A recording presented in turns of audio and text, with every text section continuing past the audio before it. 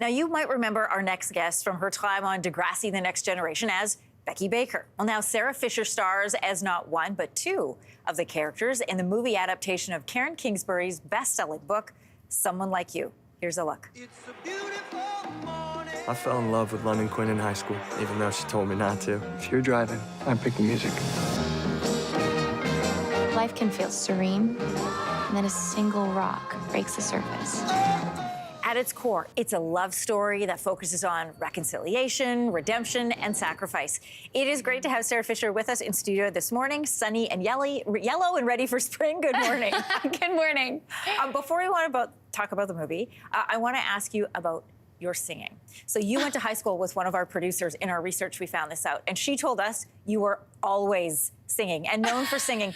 And then we found this on your Instagram. Have a look.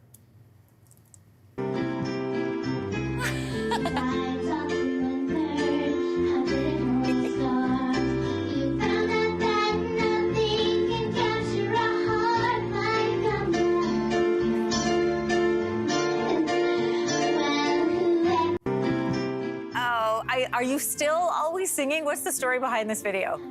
My parents got me a karaoke machine, and the second they did, I felt like going to school every day was just taking me away from music. So the second I got home, bags were dropped, I would run upstairs, and I would sing for hours. I love to sing so much, and whenever both worlds get to kind of come together, it's so magical. Did that little girl singing want to star in a movie one day, which is what you're doing now?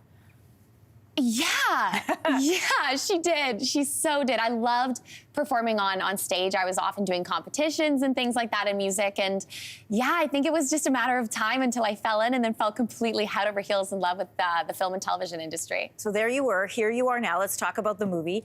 For those who haven't read the book yet, set it up for us. What is the plot here?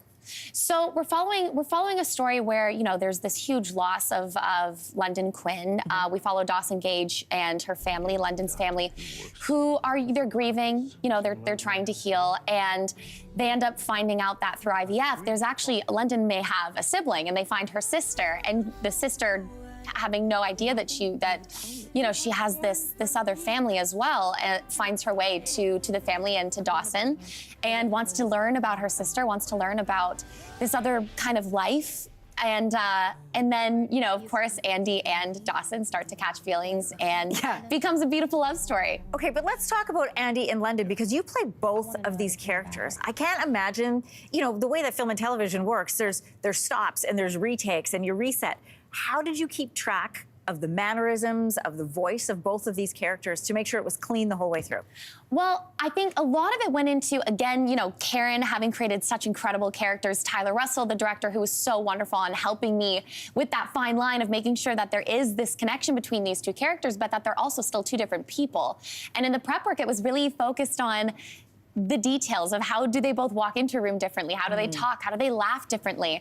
And so it was something we were very careful about on set, was making sure that we were always cautious of, that we don't... Right now I'm Andy, right now I'm London. Yeah, exactly. And hair, makeup, and wardrobe were also phenomenal. The second I put the, London's wig on, it changed everything. Oh, I love hearing about that. Hey, Sara, it's great to have you here in studio. Congratulations on the role. And Someone Like You, as a reminder at home, opens in theaters right across Canada on April 2nd.